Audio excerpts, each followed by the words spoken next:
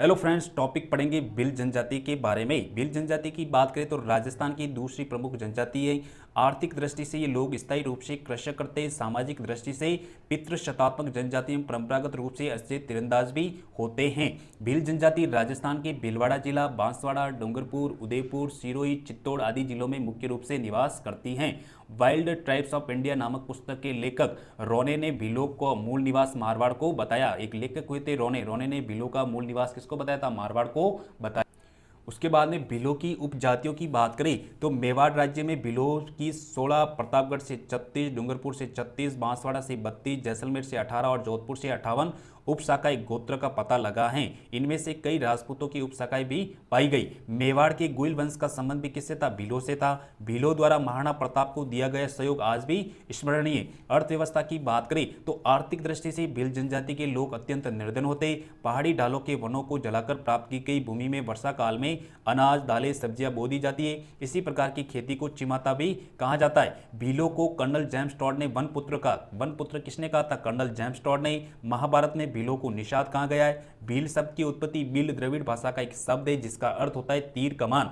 राजस्थान की सबसे प्राचीनतम जनजाति भी कौन सी है? भील जनजाति। और मीणा जनजाति के बाद राज्य की दूसरी सर्वाधिक आबादी वाली जनजाति कौन सी है? तो भील जनजाति। सर्वाधिक निवासी की बात करें उदयपुर जिले में निवास करते हैं। और कई घरों का जो मोहल्ला होता है उसे हम क्या कहते हैं? फला कहा जाता है। इनके घरों को टापरा या कू कहा जाता है। इनके गांव को पाल या गांव के मुखिया को पालवी या तदवी कहा जाता है। भीलों के पंचायत का मुखिया क्या कहलाता है? गमिती कहलाता है। क्या कहलाता है? गमिती। मौताना प्रथा की बात करें तो किसी व्यक्ति की संदिग्ध मृत्यु होने पर मृत्यु स्थान पर स्वामी से जब तक हर्जाना न वसूला जाए तब तक मृत व्यक्ति के शरीर को वहीं पर रखा जाता है तथा हर्जाने का फैसला पंचायती तय करती है। अब भील पुरुषों के प्रमुख वस्त्रों की बात करें तो सबसे पहला वस्त्र है पोतिया। पोतिया जो होता है सफेद रंग का एक सापा होता है। फंटा की बात करें तो लाल, पीला, केसरिया सापा होता है। लंगोटी या खोइतू की बात करें कमर पर पहना जाने वाला वस्त्र।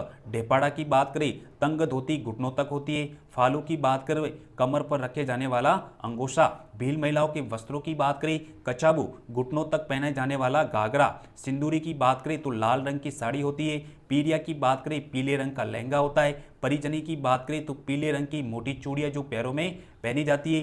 ताराभात की ओढ़नी की बात करें इनकी लोकप्रिय ओढ़नी। और टोटम, भीलों का कुल देवता को क्या कहा जाता है? टोटम कहा जाता है। क्या कहा जाता है? टोटम। पेड़ पौधों को टोटम का प्रतीक मानते हैं। आमजा माता की बात करें तो भीलों की कुल देवी आमजा माता। फायरे फायरे भीलों का रणघोष है।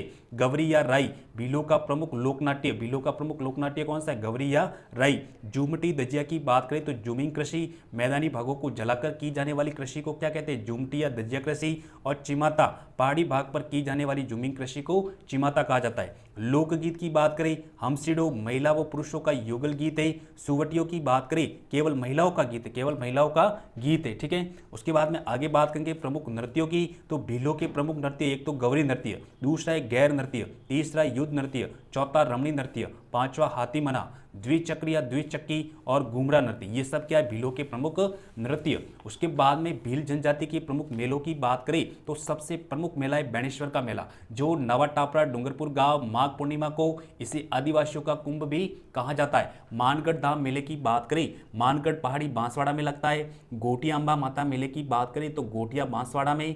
उंदरिया पंथ की बात करें तो भील जनजाति में प्रचलित एक धार्मिक पंथ था। पकरिया भील की बात करें, बहादुर भील, कोई भील पुरुष किसी सैनिक के घोड़े को मार देता है तो उसे पकरिया भील कहा जाता है। कांडी, कांडी एक अभद्र शब्द है। कांडी क्या है? अभद्र शब्द है। भीलों को कांडी कहने पर ये नाराज हो जाते। पाड़ा की बात करें तो एक प्रेम सूचक शब्द है। इस शब्द को सुनने से भील प्रसन्न होते। भीलों में भगत पंथ की परंपरा का सूत्रपात जो है गुरु गोविंद गिरी ने किया था। तो ये हमारा टॉपिक था भील जनजाति के बारे में। तब तक के लिए थैंक यू।